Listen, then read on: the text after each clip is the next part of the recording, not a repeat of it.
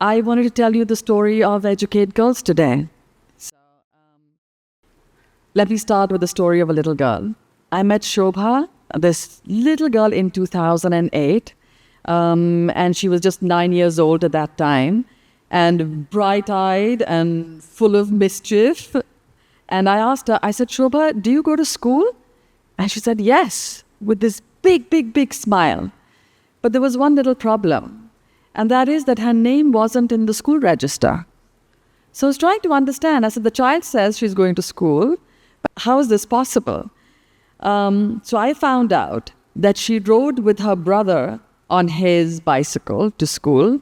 And when he went in, she stayed outside and played or waited for him or came back home. That to her meant that she was going to school. She didn't have a uniform. She didn't have books. She didn't even have a place in the classroom. She was simply watching from the outside while her brother went in to learn. And that's because at that time, her father, Dula Ram, believed in education for his sons, but not for his daughters. And that was 18 years ago. And today, mankind can send rovers to Mars, and yet we cannot send all our daughters to school. It's a really unbelievable, sad state of affairs. We still have 133 million girls globally who are not in school, and they're out of school. At 133 million girls, that is the population, more than the population of the entire country of the Philippines.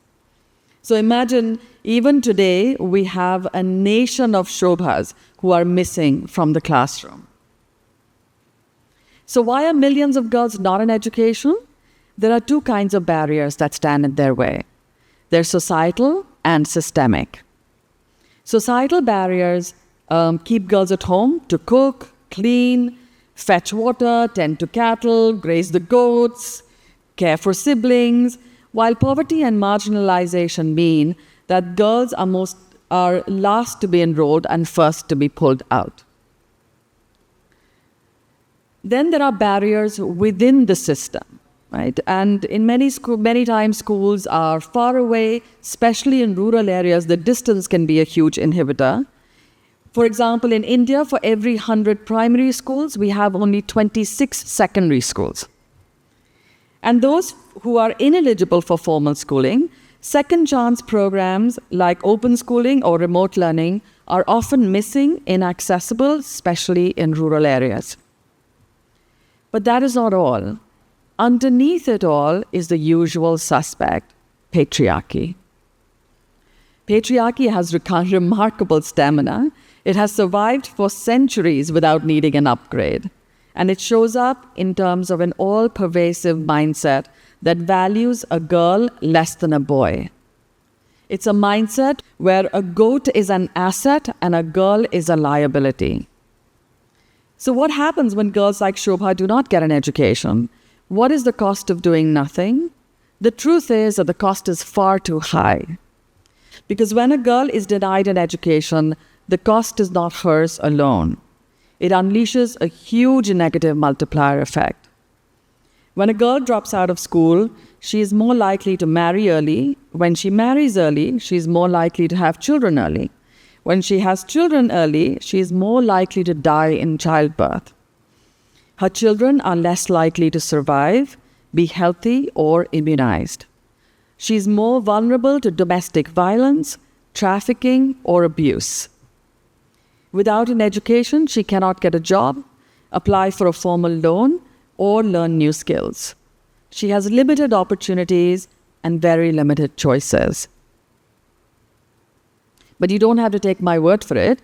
Data shows that girls with no education are 16 times more likely to be married before the age of 18. Nearly 30% will face domestic violence, and 1 in 5 lacks access to financial systems. Across India, almost 80% women remain unskilled, and only 42% are in the labor force. The climate crisis only worsens these odds. Women and children are up to 14 times more likely to die in climate disasters compared to men.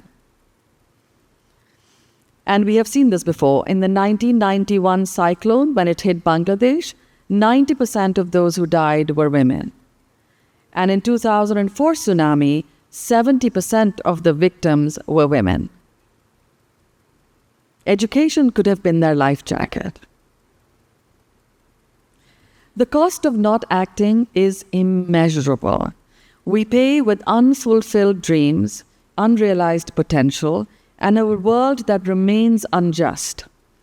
And in an interconnected world, none of us can remain untouched by that injustice. So when a girl is excluded, she has no foothold to rise. Without education, she loses her choice, her voice, and her agency. And when a girl loses agency, a whole community loses progress.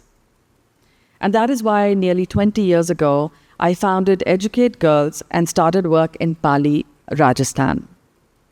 Educate Girls works in some of the most rural, remote, and tribal villages. And what do? First, we find local youth to join us as champions for girls' education. These are educated young women and men from the same villages, and they are guided by the motto, "My village, my problem, and I am the solution."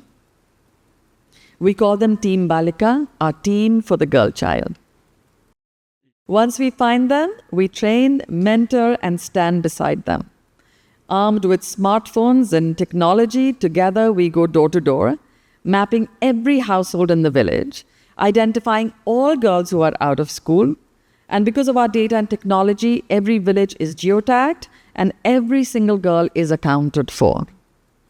Once we find all out of school girls, the work begins to change mindsets. Our teams meet with families, hold village meetings, neighborhood meetings, individually counsel parents to convince them to send their daughters to school. Sometimes it takes weeks, sometimes months, but they don't give up until every last girl is back in school. And once she's in school, we make sure that she stays. We work with schools to ensure that the school is girl-friendly. It has safe classrooms, separate toilet for girls, clean drinking water. And also bringing her to school is not enough. Supporting her learning is absolutely essential.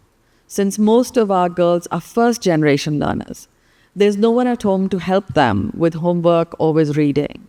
So we run remedial learning programs that build strong foundations in literacy and numeracy.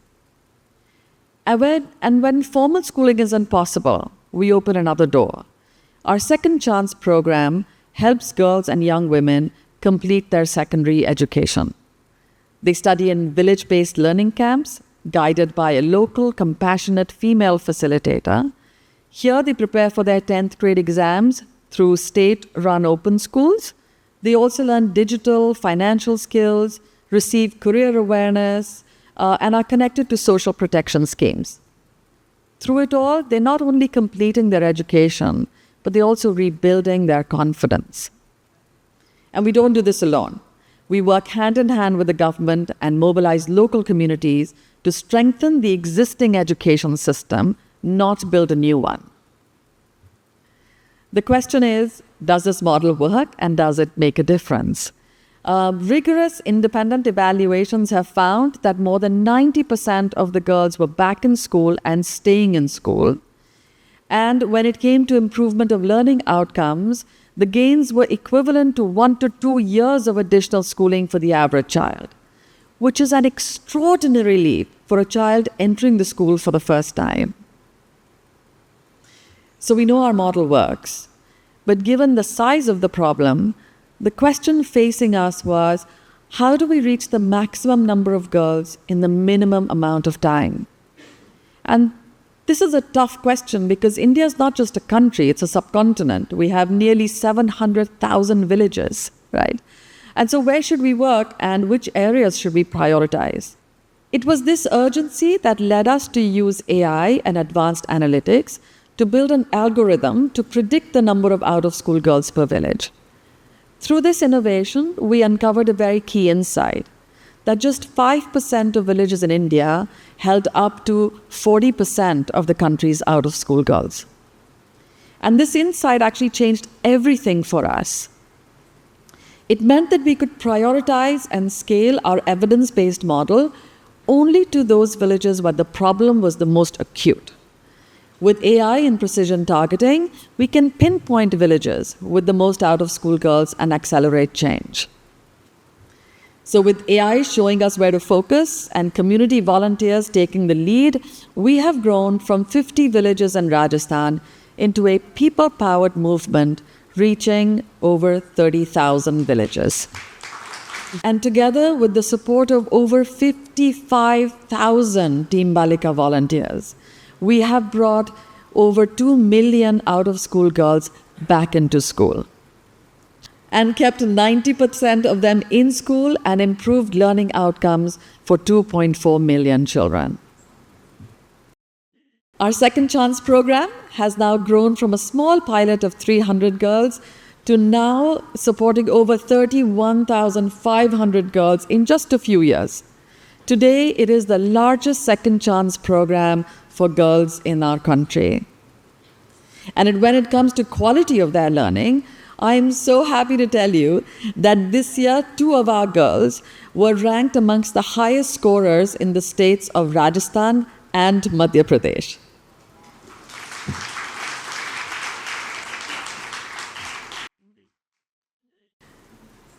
But the real impact actually goes much beyond these numbers, right? The real change is in the mindset.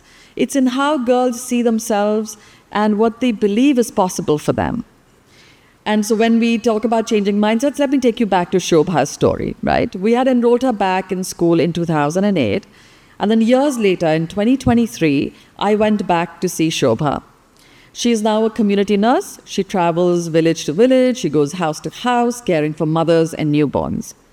Dularam, her father, who once refused to send his daughters to school, he said to me, everyone should go to school.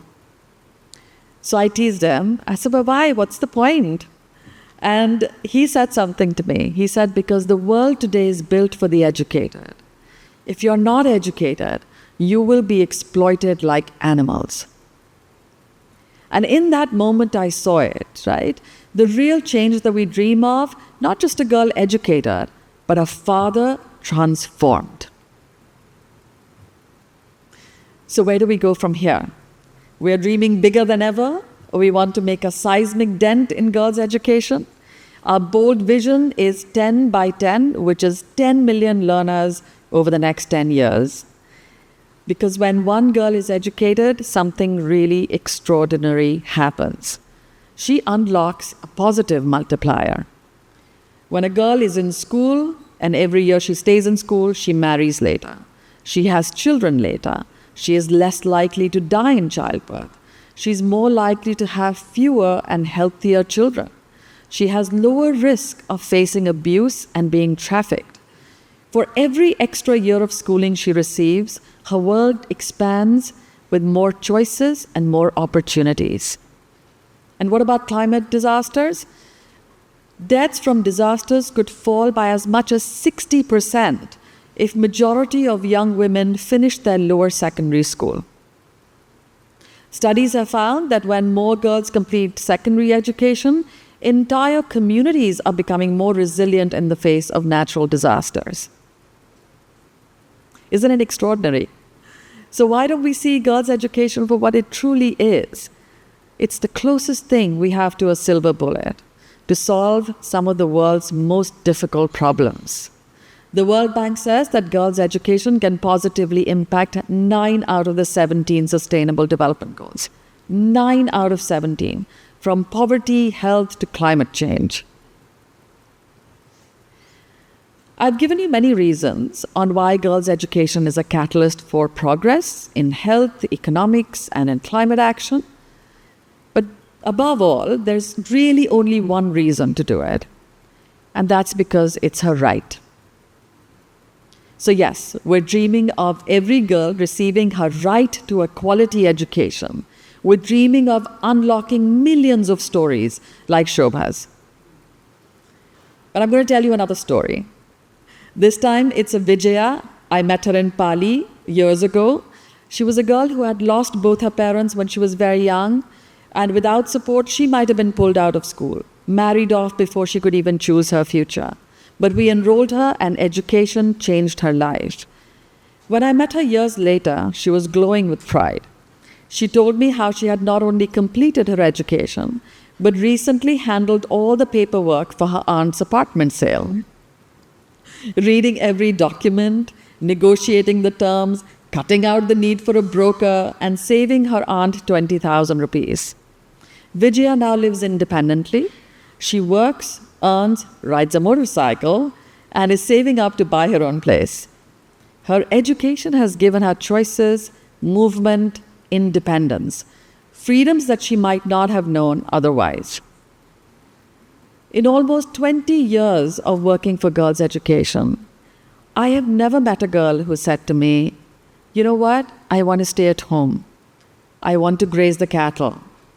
I want to look after the siblings," or that I want to be a child bride. Every single girl I meet wants to go to school. So I'll leave you with the compelling words of Nagina Bano, our community volunteer. Nagina Bano herself was a tortured and abandoned child bride, but she used her own education to build a future for herself and for her children. And now she works as a fierce champion for girls, and she told me, she said, "My education is the only thing that is truly mine. No one can beat it out of me. No one can steal it. No flood, no famine can take it away. My education will be with me till my dying day." I am Safeena Husain, and I educate girls. Thank you.